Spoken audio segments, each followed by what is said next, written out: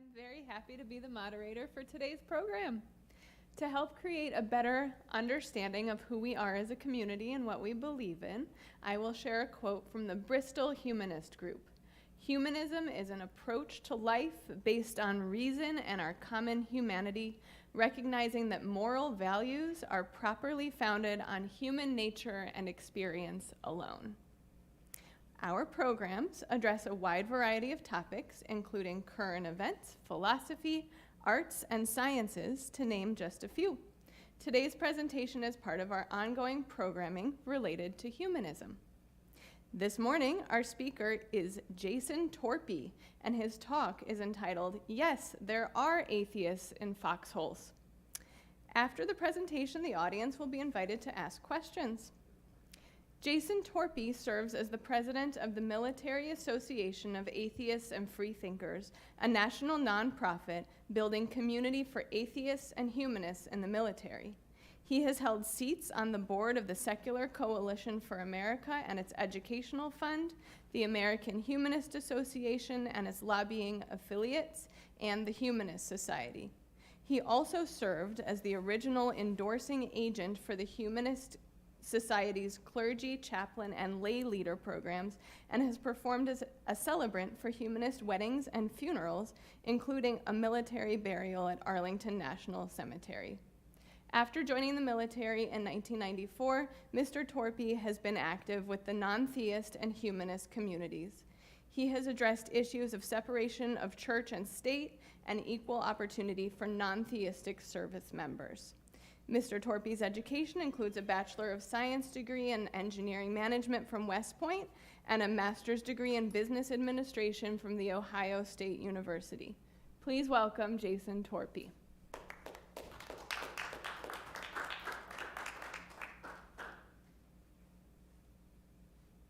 Thank you, Carrie. I appreciate that. And welcome to everybody locally and on the Zoom call. As Carrie said, I'll be talking about atheists and foxholes. And more importantly, I'll be talking about how you can kind of enrich the lives of atheists and foxholes and veterans who served that are there in your community.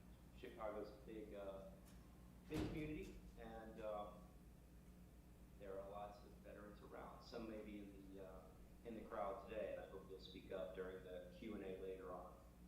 And I think we've got a good big crowd. I can't actually see the crowd, but I think it'll be accessible for a nice robust Q&A later after I finish the kind of regular portion of the program.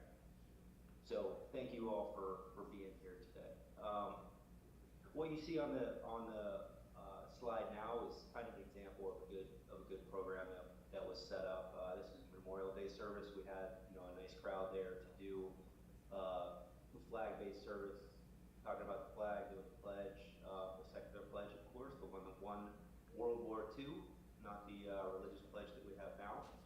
And just to remember service members, and the gentleman in the middle with the cap there, the blue cap, he served and did some excellent humanist, really award-winning humanist activities to save a lot of people in contravention of military orders during or post-Vietnam. So that's a way to honor those veterans, to honor service in general, and then it's on in San Diego on an aircraft carrier. But I think there's some opportunities to do really great programs like that to support the military and connect with the community in Chicago as well. So that's the main crux of what we're doing here today. And just to help for anybody on Zoom, there's chat options. You can put chat, Carrie. We'll have an opportunity to see those in the chat window and kind of collect those questions for later on in case you have something while I'm talking.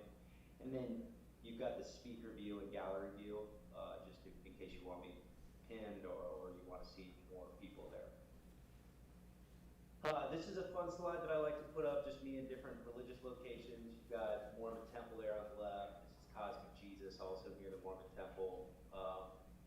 And the Dome of the Rock in the background, the west wall there, lower, the Vatican. I just really couldn't stand there in the lower left. The Vatican was flouting church-state separation with their very large nativity scene display. I just really couldn't believe it. Then one of the last times that you can go out and be at Stonehenge. I think they have it cordoned off now, but they're doing some yoga at the Stonehenge, and then the bottom right there is the Garden of Gethsemane.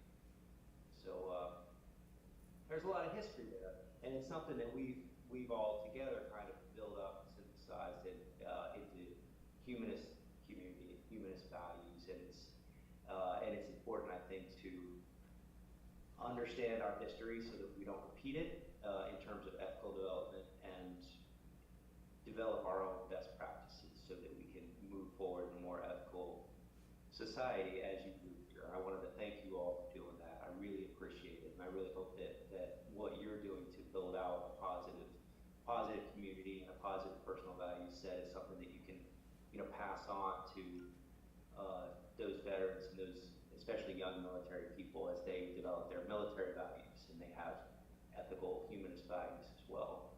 Those veterans who are a little bit more further on in that program, everybody needs support, and everybody needs to be reminded that we do have these supportive humanist communities in the context of all these religious communities. What the Military Association of Atheists and Freethinkers do is fighting for the freedoms we defend. We want to make sure atheists and foxholes have the same rights and the same support in their difficult military service that every other military veteran does. We know that there's chaplains for Jews, Hindus, Buddhists, and Muslims, at least one or two, and there should be chaplains for humanists as well, and chaplain support services. We have an international member network that is a little bit more difficult to pull together during the COVID era and the post-COVID era. We also have less deployments, which is a good thing, but we still do maintain these connections around the world.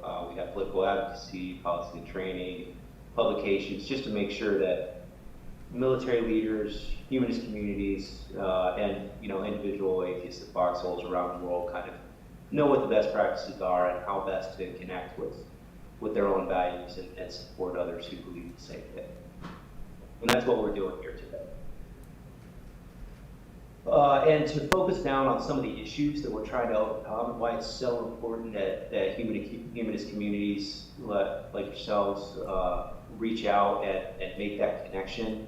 We know that within the military, the general population has a significant atheist and humanist community, significant population. And while that population is, at least officially, only 1 or 2%, that is very significant relative to other communities, which really even all together, Jews, Buddhists, Hindus, Sikhs, pagans, earth-based cultures, native, all those together are really only adding up to about that same 2% relative to not just the Christian population, but the Christian population and just kind of the general unknown population. The way the military works is that the chaplains kind of run this religious support program. And one of the ways that the evangelical Christians, kind of the bad Christian nation types, have hijacked the military is through its collection of demographics. And the way they do that is they really focus on collecting the demographics of the Christian population, which adds up to maybe 70% in terms of saying they're some kind of Christian.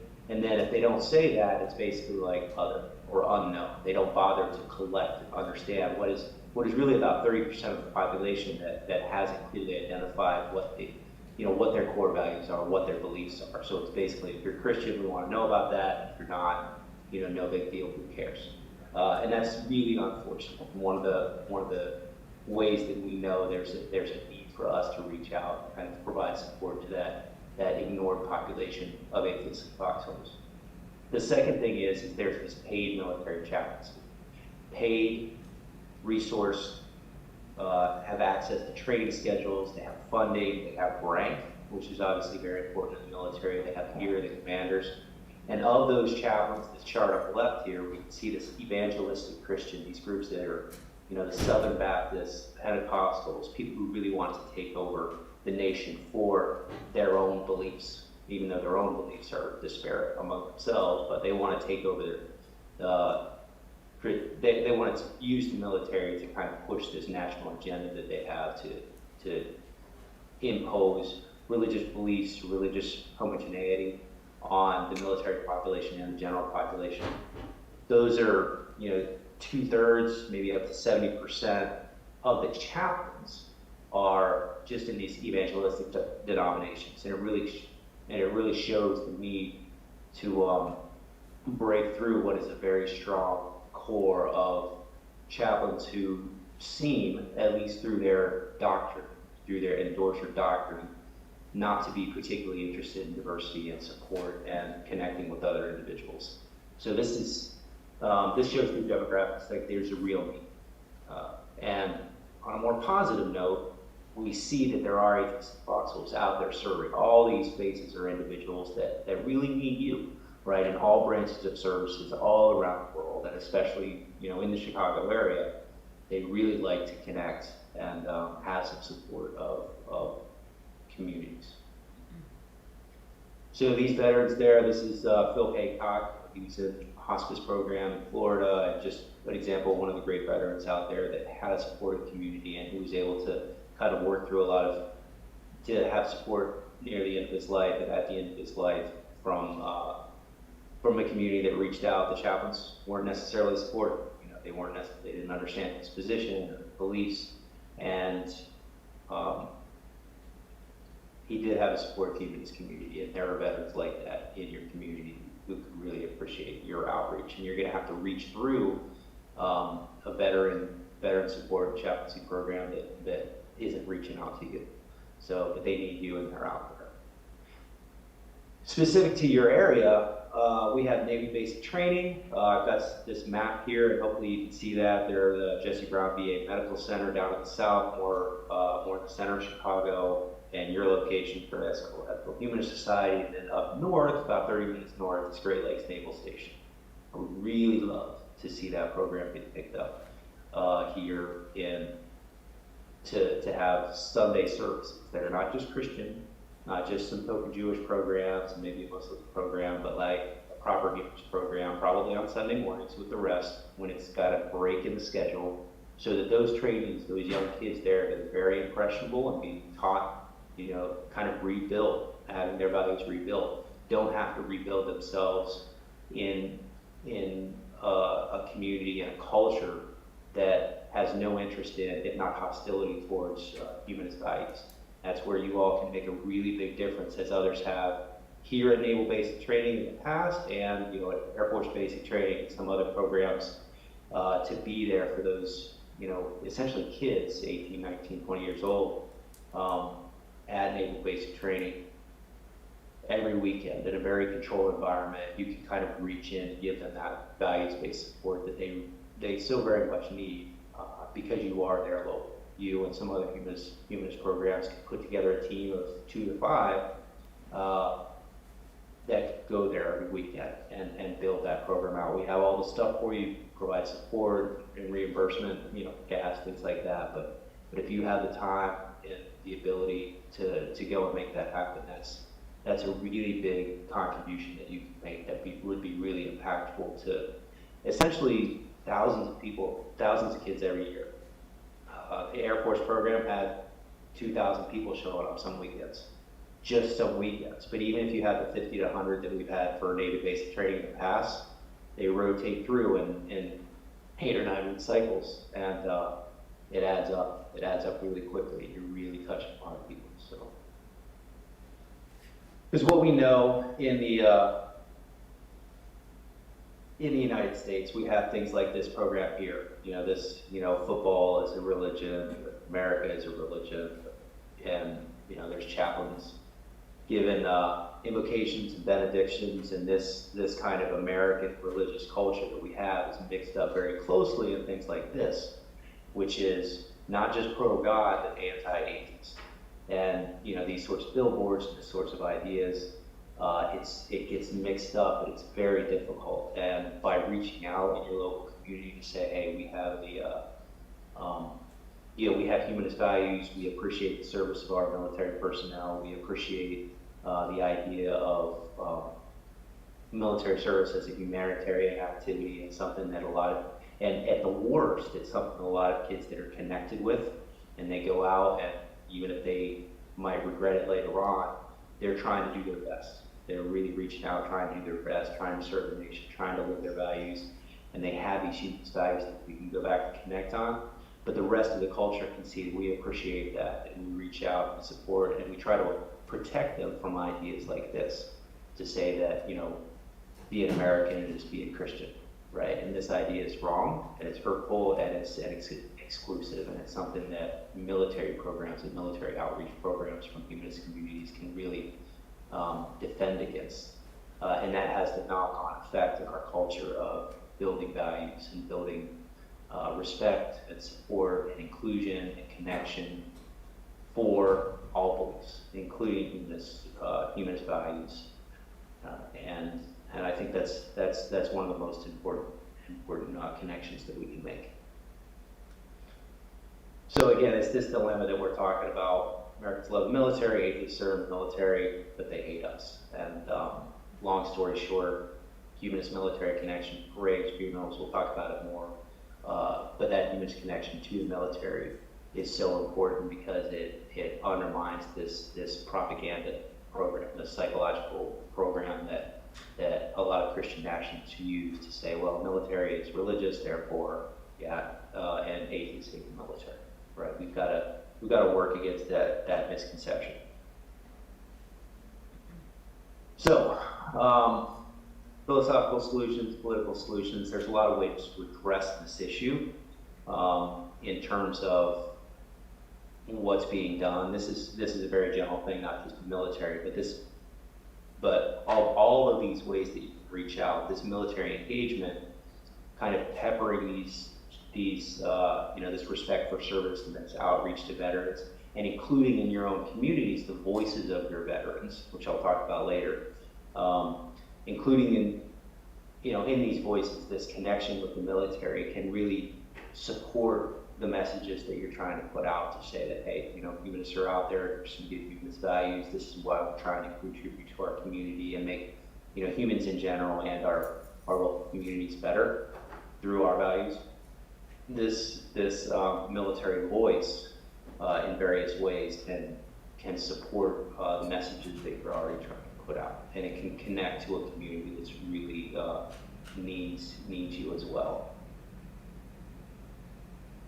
So again, a lot of these challenges, I won't talk about that too much on the first pass, but it's really difficult because there is such an entrenchment of evangelical leaders, evangelical chaplains, and kind of an ongoing kind of anti-truth connection with certain political, religious biased political factions that we really need to make that military connection with it.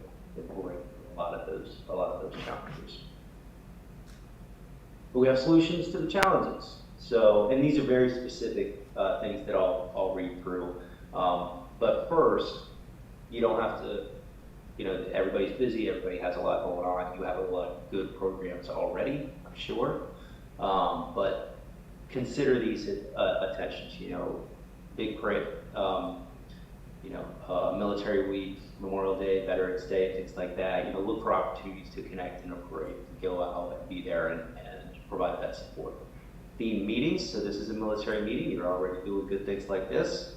Local groups like VFW, Legion, clinics, things like that, and the military liaison. They can talk more often with me and with MAC connections to kind of bolster those programs, to think about ideas, and to add that military flavor to the programs that you already have. Those work. And help with grants as well. Say, hey, what do we do a military program? We get some money for that. There may be kind of military colored money for reaching out into that area to add another dimension to what you already do. So again, as I noted, Navy basic training's in your area. It's a good connection to do. This is the main focus that we can talk a little bit more about.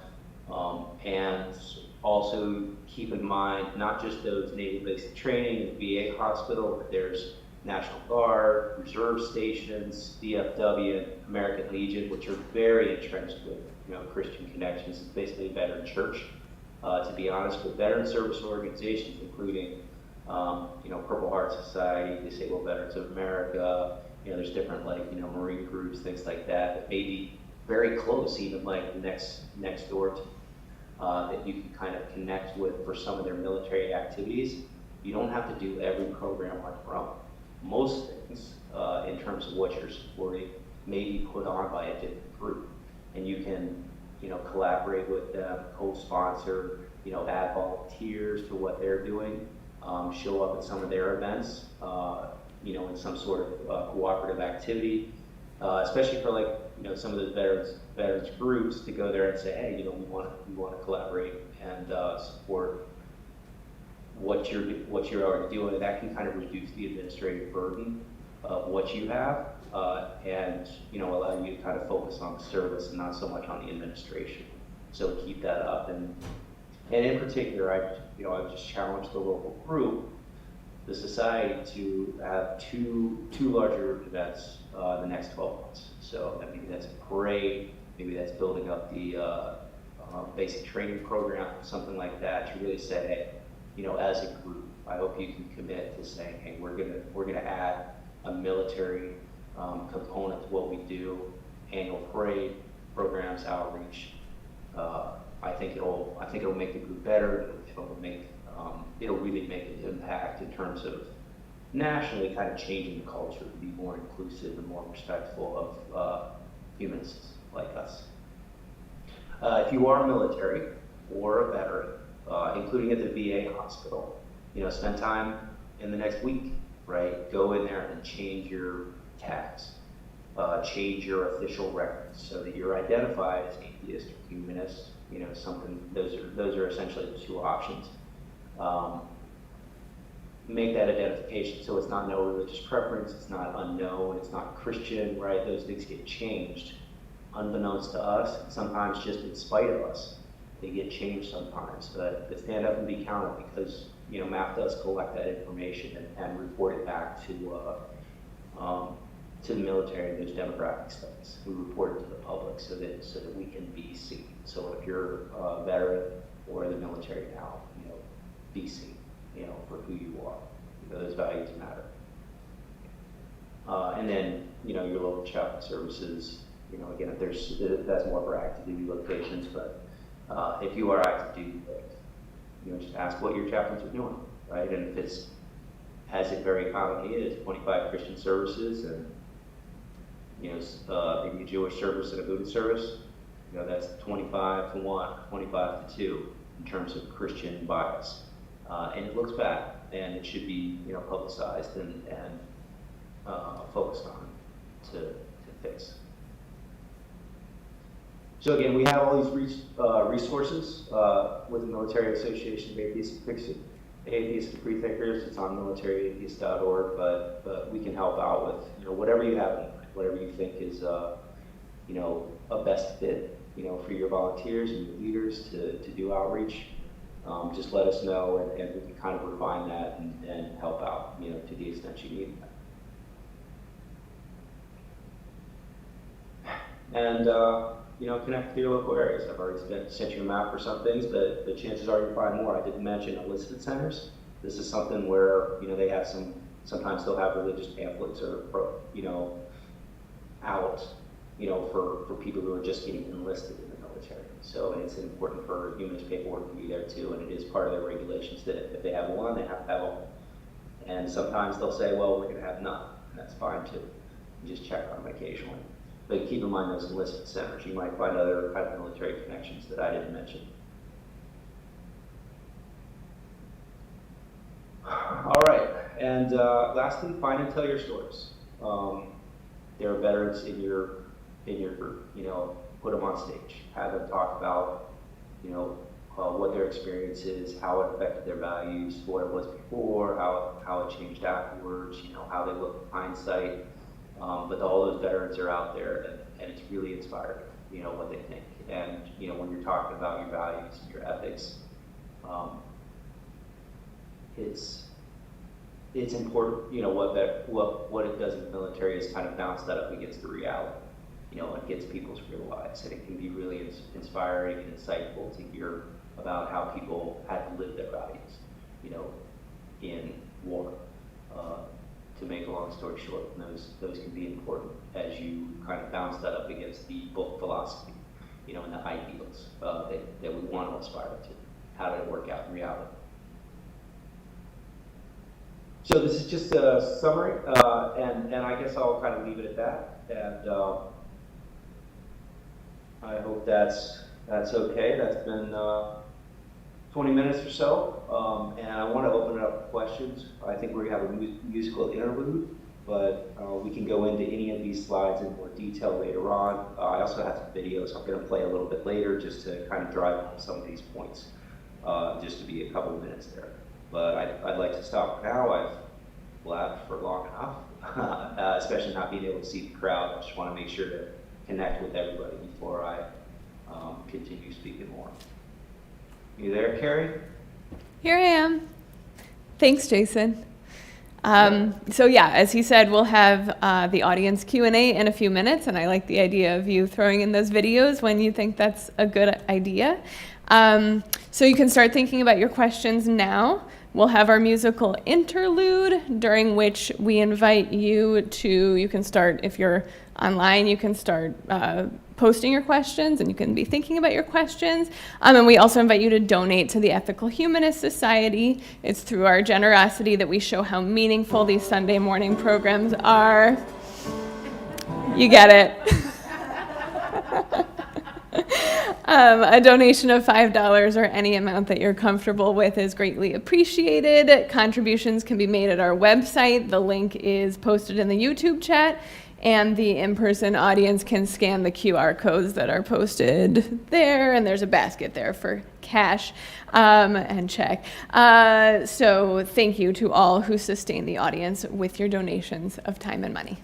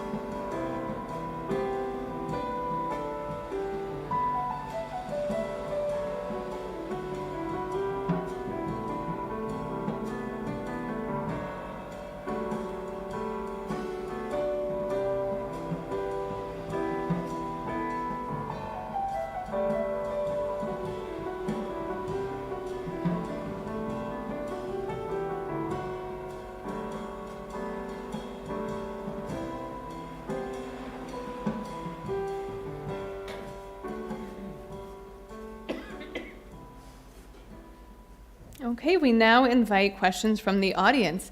In-person audience members can line up at the podium to ask your questions, and YouTube viewers will enter your questions in the chat box, and then I will ask them. Questions should be brief and phrased as questions, please, and not as comments. And we'll get to as many as possible. So yeah, go ahead, Katie. Hi, thanks so much for being sharing this with us. It's kind of new to me, and I'm grateful for that. I'm a humanist celebrant, and on calls with the American Humanist Association celebrants and chaplains, a thing I think I have learned, but maybe I have misunderstood, is that a chaplain, the difference between me as a celebrant who gets to just go do humanist events that I want to do for people who want a humanist event, a chaplain is taking on responsibility for sort of the care of a population regardless of their belief system. So a humanist celebrant, or a humanist chaplain, is expected to provide culturally appropriate support to a Muslim or to a Hindu or to a Christian, and not use that opportunity to tell them why they shouldn't have that belief system and in fact should be a humanist.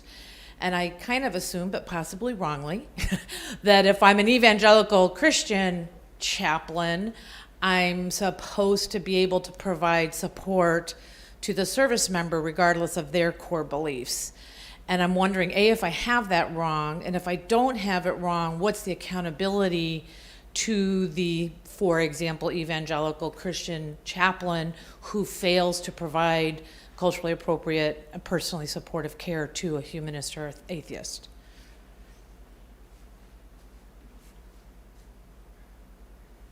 So it sounds like you're saying that chaplains shouldn't proselytize, right? That's my understanding. My understanding is that chaplaincy is meant to be commitment to support a population where they are and not where you want them to be.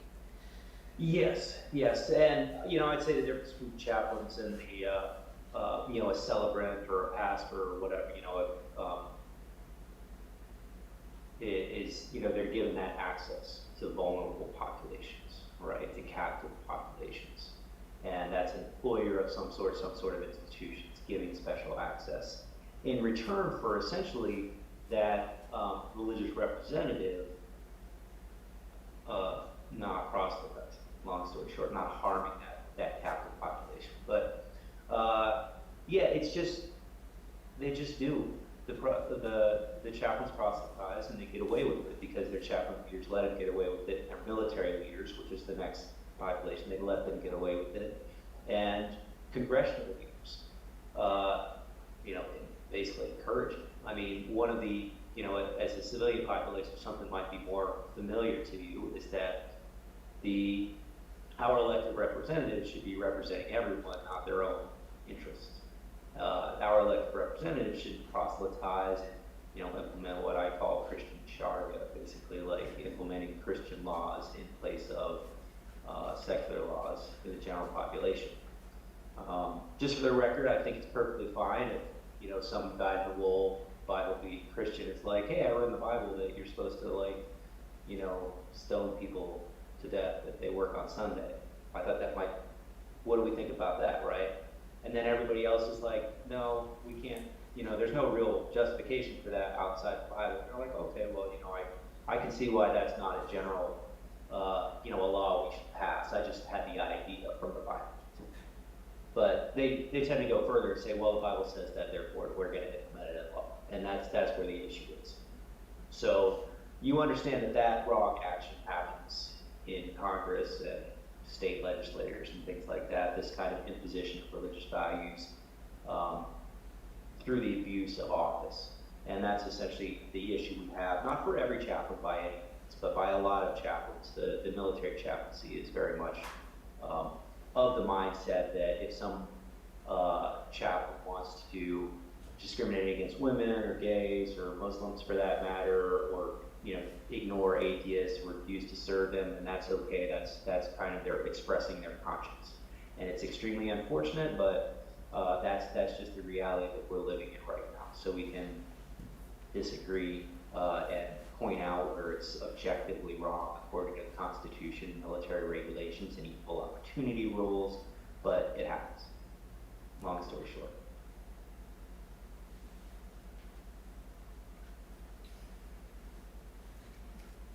Hi, good morning. Thanks for your presentation and your service. One of my questions is, do you, from your experience, see that humanists or just kind of more broadly non-believers or skeptics tend to be drawn to a specific type of role in the military, like a specific type of occupation? You definitely mentioned that being a chaplain was a potential opportunity, but is there one area of the military or even one branch that non-believers tend to be drawn towards? No, I've never seen a trend, really. I mean, there's more people in the Army because the Army's bigger, there's fewer people in the Air Force because the Air Force is smaller. But no, I've never seen any trend. For military people or religious people for that matter, there's, it's a job. And it's more than a job in that it's 24/7 and you're writing a blank check from Uncle Sam, and that you may cash that check for nothing or for, life. You don't know. But I've never seen a bias in particular. There are lots of atheists that have been chaplains for, and for that matter, there's certainly atheist chaplains out there. They're just in the closet about it or in denial about it, for that matter. But yeah, I've seen atheists in every branch of service and every job description. Thank you. Okay, we have a few questions from our online viewers. First one is, how much influence can a civilian have when trying to help non-theistic service members, when trying to help give non-theistic service members options? So how much influence can a civilian have on providing options for non-theistic service members? I mean, tons, right? It's not like you're not allowed to show up, military activities and military support. I mean, the hard thing is you're reaching across a cultural boundary, so it's a culture and a community that the military is a culture and a community that a civilian doesn't fully understand, and they might have all the connections, but that's a good thing to do, to kind of reach out and provide that community support, especially if you have a few veterans advising you. It can be less fraught, less dangerous and less risky to reach out and say something inappropriate or just not understand what's going on. Sometimes it's a little difficult to navigate a government bureaucracy, and the military is, essentially a government bureaucracy as well, with its own languages, its own connections. But a civilian can do a lot. And if you were, for example, doing those, weekend services for basic trainings, you would be there, you would be talking about humanism primarily, not the military. So if you're coming to provide your expertise, your advice, your mentorship, and your support, your cookies, books, things like that, there's nothing that requires a military background to support the military or to kind of provide human support to humans, and that's fundamentally what you're doing. We talked earlier about what the role of the chaplains are. If you go, you're not really a chaplain in that case. You're representative of your own beliefs, talking to people who share your own beliefs. And there's certainly some restrictions there because it's not your house, it's the military's house. So you still acquire some of those. You should acquire some of those restrictions on what you're doing. But if you were to go to the VA hospital or to the basic trainees or something like that and talk about humanism, that's essentially all you're doing. It's humanist by humanists for humanists. And if somebody's Christian and shows up and doesn't like it, they can jump in the lake or whatever it is. It's not their, they know what they're signing up for. It's truth in advertising, and they can go in and see what the humanists are talking about. Just like the humanists can go and see what the Christians are talking about if they want. And so I wouldn't be concerned at all if you're civilian and have no military background and want to do one of these programs and provide support to the military from a humanist perspective. You're bringing your humanist perspective, and that's the value you're providing. So no worries at all if you have no military background. Thanks. Another one from an online viewer. Can you elaborate on the program you said you had for the trainees and what it would take to revive it? Yeah, so for Great Lakes Basic Training in particular, essentially the program we had a very strong volunteer, and I don't know that he's made it there. Grace, please speak up if you did. But Ray Dirksen he was really great, and he went out there every weekend on Sunday, and it was you got to travel or whatever. And it's about 2 hours that you're on site, and essentially facilitating a discussion, kind of like Harry's doing now, to facilitate a discussion. The easy thing to do was essentially have a focused program, 10 minutes of, a video or a topic, and you talk about that for 10 or 15 minutes. That's the core of the program. You introduce by connecting with people. So we essentially have people introduce themselves and talk about their day or their week or what's up, and that takes 10 or 15 minutes. And then at the end, you have some more socialization for 10 or 15 minutes, and that fills up essentially the hour that you have. But everybody has, relaxation, connection, sometimes you bring food or things like that, and they get that values-based time off during the week. The same thing that the Mormons get the Mormons, the Jews get the Jews, the Hindus get the Hindus, and then you have humanist support for humanists. But setting up that program, showing up, doing handouts or little cards and stuff to prep, and then cleaning up that stuff as you go. It's really inspiring, I think, for the volunteers as well. But that's something that he went out there to the location and did. And you add on to that some administration just to work with the military leaders there at the facility to get access, to get your official access cards, to know where you're supposed to go, you're supposed to be there, to make sure the room is available. That that's an hour or so, every other week, just to make sure that you're up to speed with whatever access rights that you need, and we provide support as well to those volunteers. But if you've got the ability and the inspiration, especially if there's a couple of people to kind of fill in here and there, and you're willing to go out, that's every Sunday. Those trainees are out there and they don't have any, they can't go anywhere else. They can't get that support anywhere else, and it's a really great program to be able to provide that. If you've got 2 to 4 hours, that's essentially what it is. A couple hours to prep, administratively and programmatically, and then about 2 hours on the weekend to get there and set up and do the program and tear down and be underway. Happy to provide more details about that, especially if people are interested. We'll set you all up with exactly what to talk about and what to do, and then you can adjust as you like. Great, thank you. I had 2 questions, but one of them is very short, so I'll just do both. The first question is, for the pie chart that you showed that showed 2% of atheist humanists, and then had a big chunk of, I think it was maybe uncertain or something in that ballpark.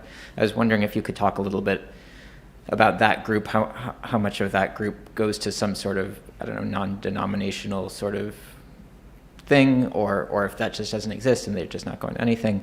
And then the other really quick question is the billboard that you showed with the anti-God is anti-American. I was just wondering if you could give a little context for that. I don't know where that was. Like, is that just in public somewhere, or who put that up? Yeah, that was a billboard was a pastor in West Virginia, and it's a little bit older now.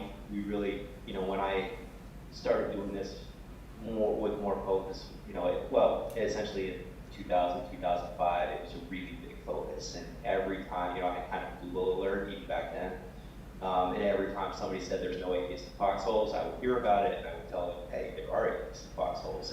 And these days, in kind of general journalism, it almost never happens. People just essentially don't say it anymore.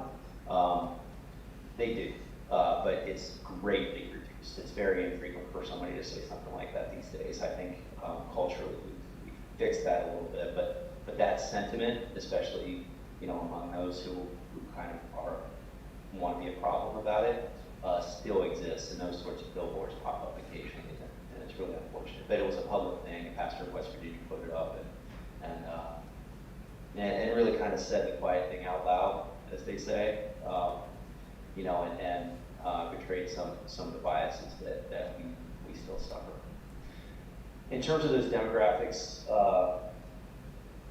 I collect through the Freedom of Information Act. I kind of collect that, kind of wrestle it out of the military, those demographics, and then those larger categories I've added to the specific details. So evangelistic, that term, that's kind of a made-up term. It's not evangelical because that, the religious people kind of own that, and there's perfectly good evangelicals and kind of problematic evangelicals, so I use that evangelistic term as a proxy for, what seemed to be kind of Christian nationalist, Christian Sharia, really kind of negative, controlling type of Christian expression. Same thing for this uncertain term. So uncertain is a term that I use. It's not non-denominational. Non-denominational means Christian. But no religious preference, could be anything, right? Nothing, whatever. But no religious preference also does, a lot of atheist groups and, people presenting these say, okay, well, it says no religious preference, so that means they're atheists, right? And that's not really fair. It's not really true. It could be Christians, could be anybody. So no religious preference is in that uncertain group. Unknown is in that uncertain group. I think there's a couple others, but if it says uncertain, that means they didn't pick anything. It means they don't care enough about what they believe to make a selection of any type, to put themselves on record for anything. Or they're scared, right? There are atheists in there who just, are worried. There are probably Sikhs, Hindus, and, pagans that just are worried. And some of them said what they wanted, I'm atheist, and then the clerk wrote down no religious preference. That sort of discrimination exists very commonly as well. But that 30% who say none of it is non-denominational. It's unknown, it's no preference, it's essentially those two. And just really quick, as I noted, it means that the chaplains who should be aware of the preference, the kind of religious beliefs and values, didn't follow up on any of that information. It means the chaplain said, well, you didn't say you're Christian, I don't care, right? And I think that's one of the unfortunate ways that they essentially silence religious diversity by not caring enough to find out what the religious diversity is. They don't have to support it if they don't know about it. And that sucks. Hi, thanks so much for your talk today. I was wondering about your personal experience and maybe other atheists with the social culture when you were in the military.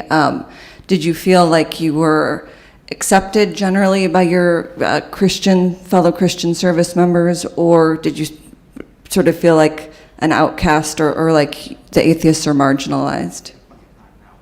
Yeah, well, I guess the first thing I would say is, since we're in a skeptic community, anecdotes aren't data. I can tell you lots of stories about my experience and other experience. I can tell you in aggregate, we're tolerated just fine, unless we start to ask for things like, I would like the chaplain to provide me a place to meet, or I would like the chaplains to have some humanist chaplains trained. I'd like chaplains to train their chaplains on how to support humanists, have some programs, do some advertising. As long as we don't ask for anything, it's no problem. If we ask for things, it starts to be an issue. I can also tell you 20 years ago, there was a lot of more direct discrimination. Hey, you're an atheist, you're a bad person, you're not a real American. Those sorts of negative talk. There's no atheists at Foxholes. I heard a lot of that when I was in, and I think it's a lot more uncommon now. Now it's more like, oh, it's okay if you don't believe in it, which is its own kind of discrimination. I have plenty of beliefs, I have values, these are important to me, it's meaningful for my own, for dealing with stress, but it's not as common. People are more aware, and the approach now is not to kind of shout down the atheist. The approach now is to kind of let us wither and die, for lack of attention, and just stay in the background and stay marginalized. Do we have a minute for a 2-minute video?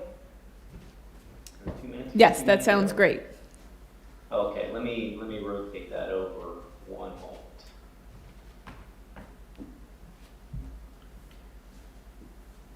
I'll be right back with you. And this kind of speaks to this particular question. So what we're going to see is a guy I served with.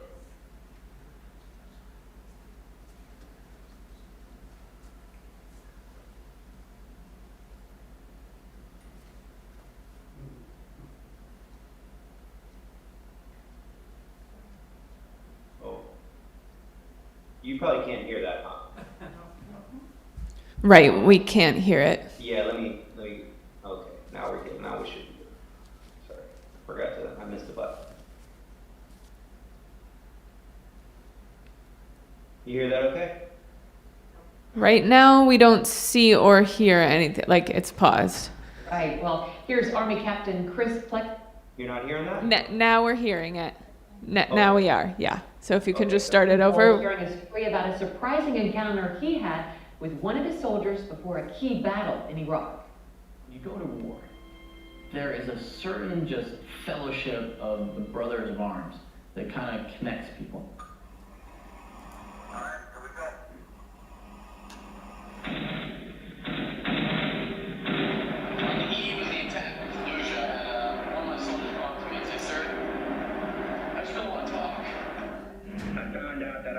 Going to Fallujah. At the time, the only thing I could do was fear death. I was sitting in my barracks watching a movie about a soldier that died, that was killed in action. It showed the funeral and him in the coffin. All I could see was me, but I was that person in that coffin, and it just completely ate me up inside. I was about ready to lose it until Captain Fleckenpole came to my room and was like, "We need to talk."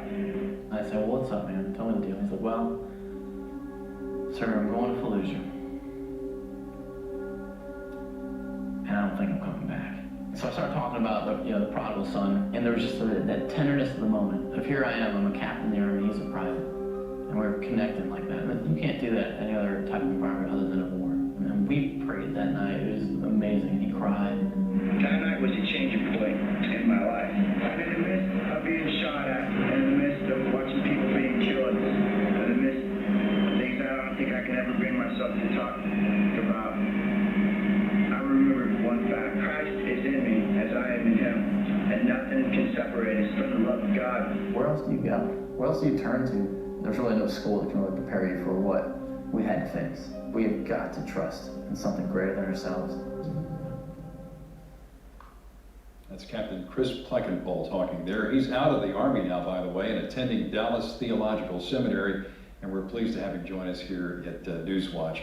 Chris, first of all, tell us about that young private, Cavazos, is it? Cavazos, yeah. He was a great soldier. He was one of those guys that really struggled with his faith. He'd been a believer in his teenage years, and then due to some tragic circumstances, namely that his girlfriend died, he just lived his life despite God, what he told him. And there came to a point he was going to have to pay up if he were to die. He didn't know where he'd go. And so those questions arose of it. He didn't know that he still had a relationship with God. And so I was able to clearly say that I told him the story of the prodigal son, and that your heavenly Father is going to come running for you. And all you have to do is just turn your eyes toward him, and he is going to come wrap you up in his arms. And the one thing I asked him, I said, when was the last time you had a father's hug?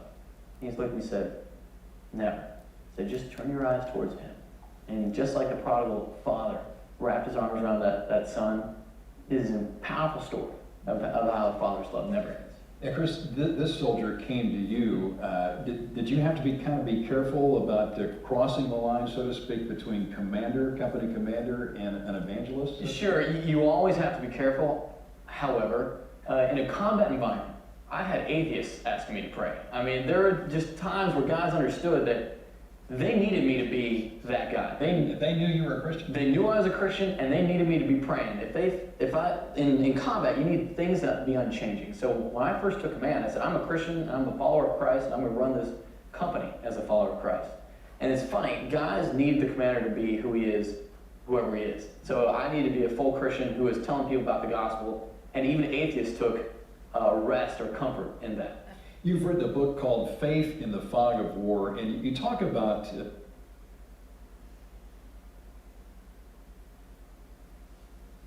All right, that's enough of that. let me share it again one moment. You had a slide up asking for stories. Can you share the stories of the three servicemen that were on that slide? So, what was the question?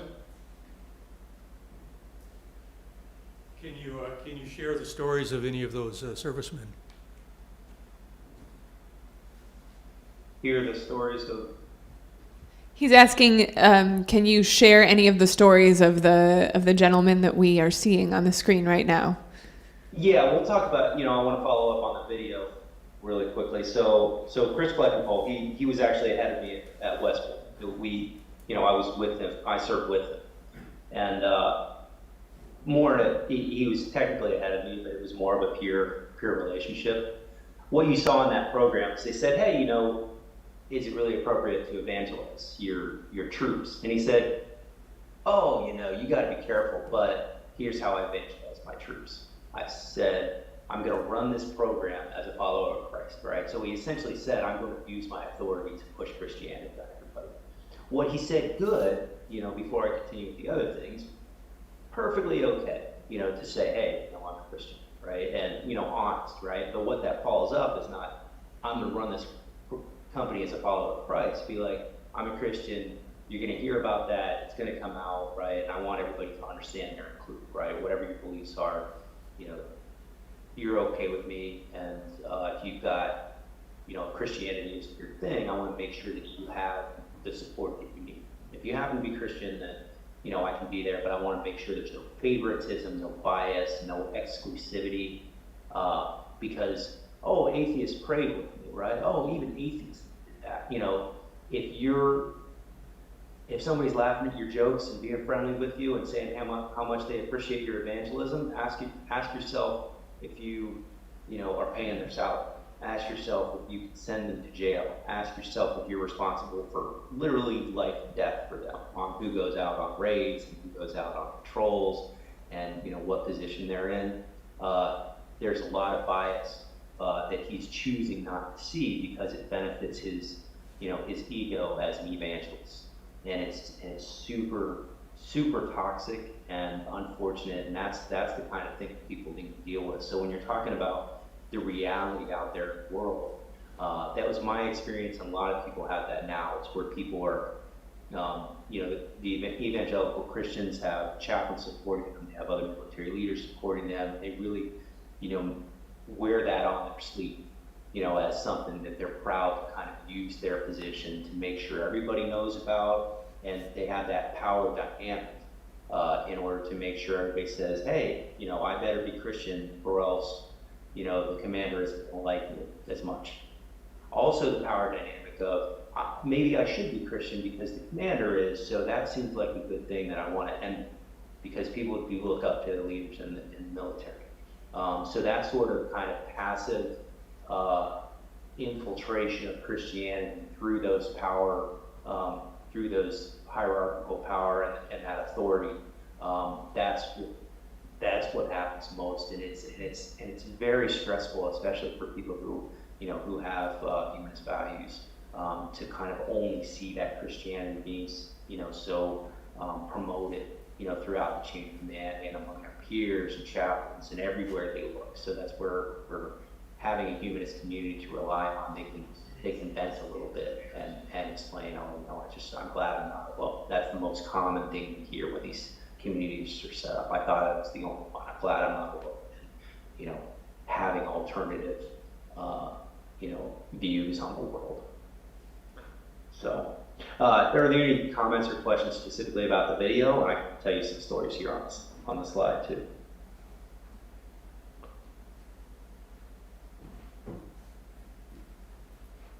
Anybody? Okay. Someone's coming. Okay. Thank you for your speech or your discussion today, Jason. My sister's family is very pro-military. My brother-in-law served 2 tours in Iraq and 1 in Bahrain. He was in psychological operations. And so I support the kids when my nephews and niece, when they run in the Pat Tillman, like 5K, 10K. Why do you have Pat Tillman on this slide? Pat Tillman was humanist. He was an atheist in a foxhole. Now the Tillman Foundation has ignored every outreach that we've done to, essentially highlight that fact. I don't think they're particularly interested in reminding people about that, but he was Walden, Thoreau, Henry David Thoreau. That was his, something he really relied on, and that was kind of the summary of his views on life. And there's at least an argument that he was killed by friendly fire, and it was not entirely unrelated to the fact that he was an atheist. I can't really support that, but there is certainly some evidence of that. So that's why we kind of claim Pat Tillman as a hero atheist in a foxhole. So, and he's on the slide there, obviously on the right. If you're not familiar, the middle photo, that's Al Bell. I pictured him in the, he was at the memorial service that we did there in San Diego, and on the USS Midway, and a little bit more about what he did. There was what were called boat people leaving Vietnam in the wake of the Vietnam War, leaving the communist controlled Vietnam in boats, and they were essentially in the South China Sea, or other bodies of water there in storms and whatnot, and there would be naval vessels there, and they would see these boats that would essentially get destroyed by these storms, and people would just drown, and there was command guidance, orders from the Navy and the U.S. not to pick up the boat people, because it was just an administrative burden, and it can't be controlled, and it's not our business. So they weren't supposed to do that. But Al Bell was commander of a naval vessel, and there were these people that were going to die in the storm. And he said, well, I know we're not to do that, but I'm going to go ahead and pick them up anyway, because that's the right thing to do, because I'm not going to watch all these people just drown in front of me when I can save them. And he was initially reprimanded for that because he defied orders, but later he was given a medal because even the Navy realized, in short order, that was the right thing to do. So he expressed his humanist values at that time in contravention of military orders that said just let people die. So that was an inspiring story, and we got a chance to honor him at that event. On the left is Hans Kosten. There's a documentary, if you want to write it down, it's called Berga, B-E-R-G-A, and that's about a concentration camp in World War II, POW camp. And he was just a private in that time, Hans Kosten, and Hans being a German name, he spoke German, so he was kind of elected by his peers to represent prison population, as an atheist himself. And what he did in that camp, he was told by the captors, the German captors, to turn over all of the Jews among their ranks. And he said, well, I'm not going to do it. And they beat him, and he refused to turn them to turn them over, and saved a lot of lives in that kind of selfless act, expressing his humanist values. There was a march in Washington that we did, Atheists and Foxholes March in 2005. He was able to attend that. He lived in the Philippines, so he's like 90 years old, and he's buried in Arlington Cemetery now. And we have a spot where you can visit his grave site and several others. So that was a really inspiring story, and some heroes that we have among Atheists and Foxholes. Thank you for your talk, and thank you for your service. I presume that one of the main roles of a chaplain is individual counseling, and I wonder if you could tell us a little about what the individual problems of the servicemen are, servicemen and women, and also I wonder if many of them actually question the role of the U.S. military in its various assignments around the world. We had a recent discussion about patriotism, and in an ethical humanist meeting, and I just wonder if many of them examine or think deeply about what the U.S. is doing around the world.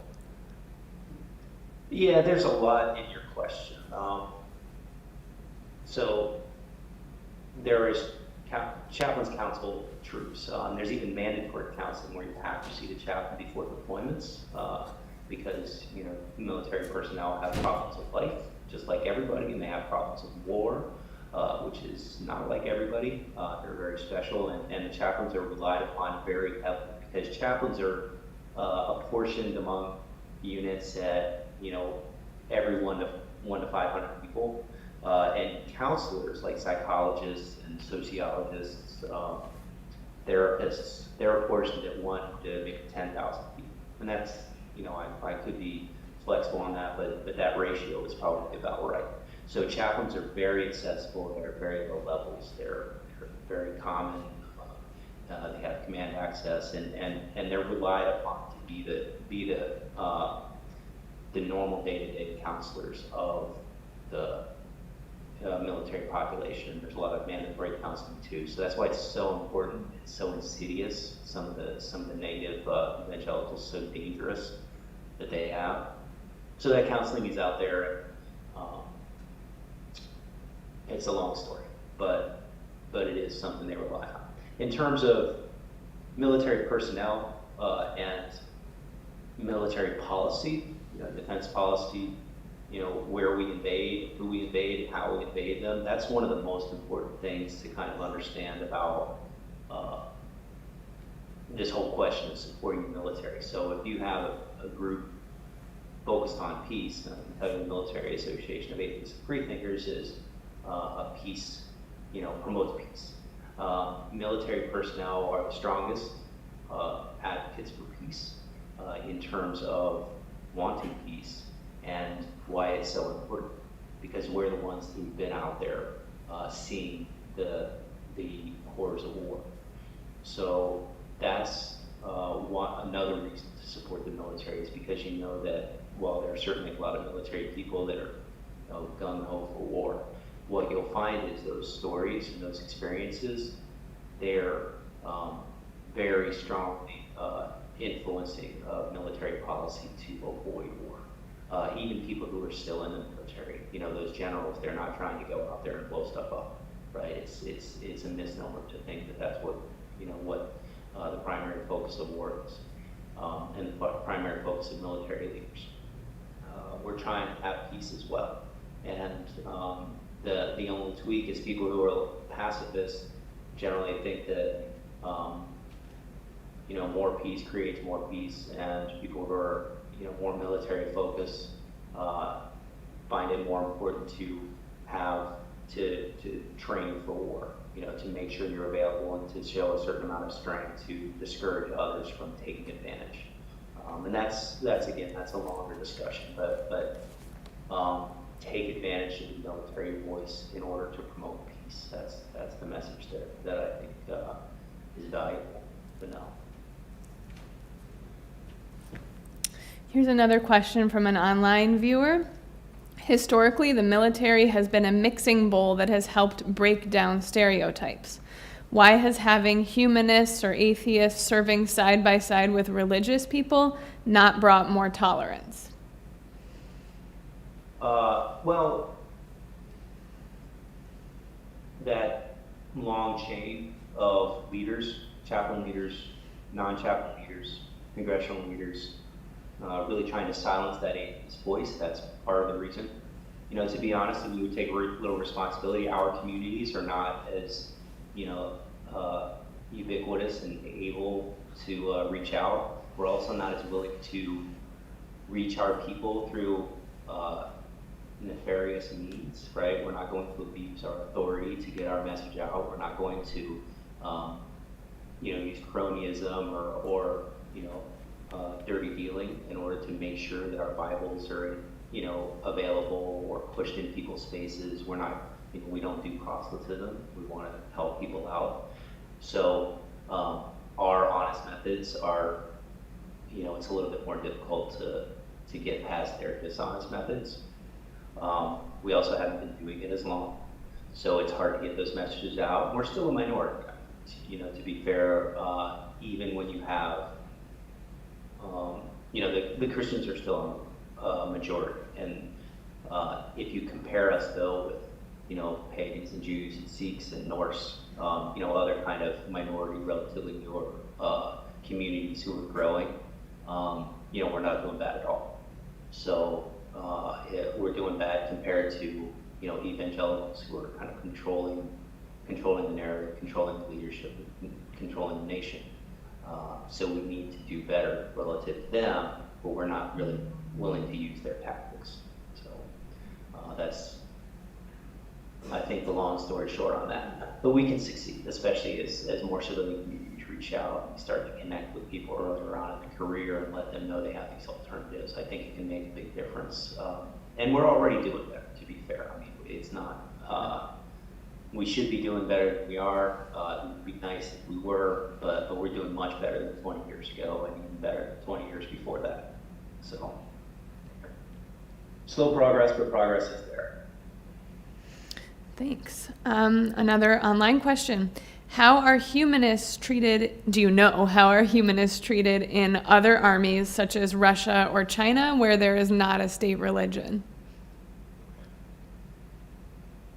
I don't know, to be honest. Now, Russia and China are a little bit different. I think Russia really does have, Russian Orthodox is a pretty solid religious foundation. In China, they're, you know, not just officially, but kind of oppressively atheists, right? There's very, so religion is discouraged in China, as far as I understand. But in both of those cases, I really comment, I don't know. That makes sense. Here's one more from online. Someone online. I am a 20-plus year VA employee. When I first started, I was surprised to find that the federal government brought religion into the workplace more than any other private sector employer I ever worked for. Having ceremonies and celebrations open with prayer by one of our chaplains has always made me uncomfortable. Are you aware of any VA hospitals having humanist chaplains? Do you know if there is a substantial population of Jesse Brown VA patients actively requesting humanist chaplains?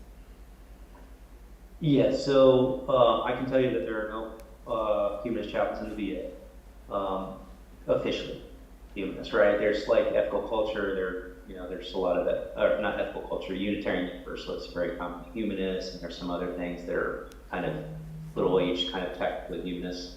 But none of them are like humanist society or ethical culture humanists. Those, more kind of humanists like us.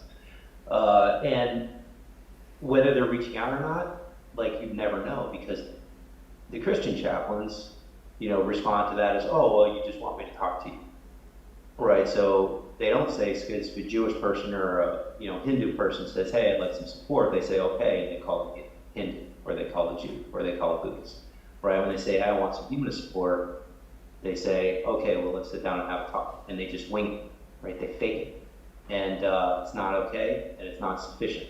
It's not equal either. Or even worse, if they say, well, I don't believe in God. A lot of patients will say, don't send a chaplain, I don't believe in God, right? And the chaplain doesn't reach out and say, I got something for you. We have humanists, we have others, atheists, like what can I do for you? They feel obligated to just step back and say, okay, I guess I'm off the hook, right? You don't want Christian stuff, I don't want to give you Christian stuff, so we're good. I'll just talk to somebody else. And they're overworked, to be fair. So all of those requests for you, essentially, Ethical Humanist Society of Skokie, that they should be, the chaplains from that VA hospital should be picking up the phone and calling you, but they don't do. So that's why you have to go and impose yourself on them to say, hey, I'm not trying to I'm not trying to access all your patients to push humanism on them, not like a lot of your friends. I just want to connect with all the people who are non-theistic, right? To give them a humanist alternative that they want, right? And they don't want your Christian alternative. It's not a good fit for them. It's causing them more harm than good. Just step aside and let me provide them human support. So they're out, I'm sure they're out there, but I can't tell you how many there are because the people who are paid to find out and paid to call and tell you about it are refusing to do it because they don't have the training or the mandate, or maybe they don't have the inclination to do it. Did you say that you had another video you wanted to share, or was that the only one? I mean, I do have a video. We don't necessarily, I know we're about on time. It's not a... We have another question, so we can take the question, and then if you think there's time, we have like 9 minutes left, so. Well, if Ray is in there in chat, Ray Derrickson, he did the basic training program. It'd be nice if he can, he may have some comments or thoughts. Okay. Well, we got a question here in the live audience. Then we'll see. So my question is, I'm wondering if there's any studies, and if there's not, if you have a gut off the top of your head, smart guy idea, about whether more people are more likely to come in, if there's more people coming in as humanists or atheists, and who sort of can change and come out as a something else, or vice versa. Someone comes into the military as a Christian, and their experience in the military, for whatever reason, changes their view, and they come out more likely to be a humanist or an atheist. Like, is it reducing or increasing the probability that somebody's a humanist or an atheist? And how would actual combat experience possibly affect that picture? Like, what does combat experience change that math? Well, what you said first, like, you know, is the good approach. What's the study? What do the studies say? Right. So I don't. There are no reliable studies about, like, having gone in the military. How did that affect you? You can ask individually, but honestly, it would be hard to say because military service is not really a controlled environment, right?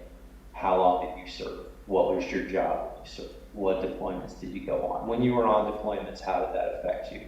And probably the controlling factor right now, which I don't know if there's studies, but there's certainly a lot of effort, is for the evangelical community, how can we have a maximum amount of touch points to ensure that the day you walk into the enlistment processing, you see a Bible. The day you ship, you see a Bible. When you show up at your program, you get, prayers every single ceremony. Every single Sunday, you have access to go to a Christian chapel. Leaders are talking about it. Chaplains are talking about it. It's ubiquitous. It's everywhere. When you get to holiday, welcome to the holidays. You're going to see, religious programs advertised. You're going to have 30 different opportunities every week to go to church. That's what makes people religious, because the marketing is there. It's a marketing opportunity, and it's very lucrative, right? And especially when you combine that with not seeing the same alternatives to say, well, when I feel like I'm humanist, maybe I'll go to the humanist thing, right? That's not seen as much. Well, I think I'm humanist. It's okay for me to be humanist. That's much more prevalent. People aren't seeing this discouragement to be atheist or humanist. They're just getting ignored. Well, I can be humanist and then I'll have nothing, right? Which is a step up from I'll be humanist and I'll get ridiculed and put on work detail, right? So it's a little bit better. But when you think about doing a survey of the effect of military service on religious belief or religious bias or religious inclination, it's really hard for me to understand how that can be set up, to get any sort of meaningful data. But we can look at the system and see that systematically there's a push of religion officially through channels by paid officials of the government to make people Christian. And that's, it's unfortunate. And whether or not we can fix that, what we can is put in place programs so people know that it's okay to be humanist, and there are humanist communities and there's support out there for it, even if it's not the same as the Christian support. So tiny follow-up, which is that I assume there wouldn't be a study of the religion thing per se, but I did wonder if there's any chance there's information about it, given the interest in understanding military and veteran mental health and mental health support, and how it is affected by military service and their specific experiences. And I'm wondering if any of those mental health endeavors include understanding the role of religion in personal well-being. Well, and I would say there's infiltration in that as well. What you'll find, what I've seen as far as I'm aware, is that there's a lot of mental health programs, and there will be components of religious bias or religious interest. But the questions are like, do you believe in God? Do you go to church? Right? They're not really talking about what beliefs and values are, how they're expressed, what sort of support they have, what access they have to those sorts of things. So it's more kind of like, it's more from a Christian perspective to say, did you go to church? Did you read your Bible? Did you do your prayers? Did that make a difference for you? As opposed to a more diverse spectrum of understanding how people express their values and beliefs. One of the things that that video I talked about, he said, hey, have you had a Father's Hug? Right? He went straight into, okay, well, who get that from Jesus? All right, which, you know, what are you talking about? Right? What about a Father's Hug? Right? You know, hug the guy right there. You know, do you need a hug? Right? That's a thing that can speak to everyone. Right? And those sorts of questions aren't really asked as much. And, you know, with all due respect to mental health professionals in the VA, military, they do a lot of work, they do a lot of good work, but anytime it veers into religion, it kind of gets, you know, tainted by that core of evangelicals that kind of control that entire religious narrative in the military and the Veterans Administration.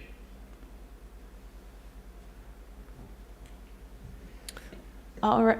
We don't seem to have any more questions right now. Oh, wait, no, we don't. So I think we can wrap it up unless you had a very short video to share.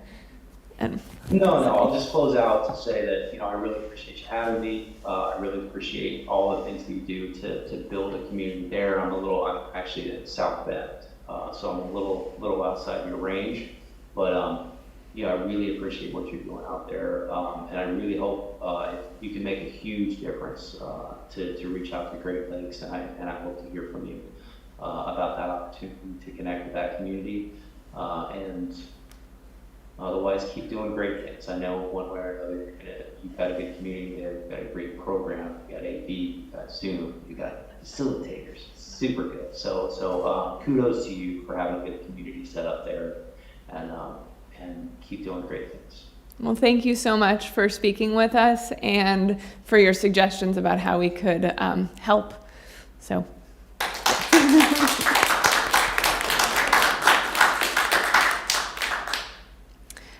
Now I will share announcements of upcoming society events.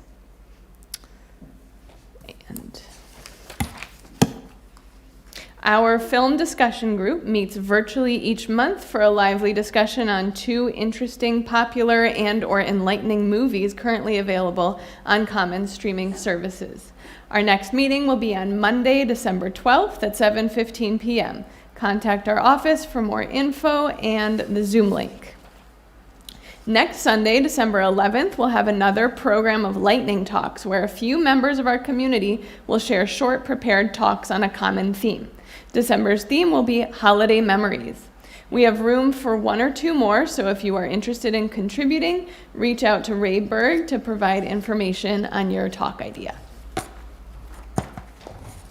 And our annual winter festival is back in person.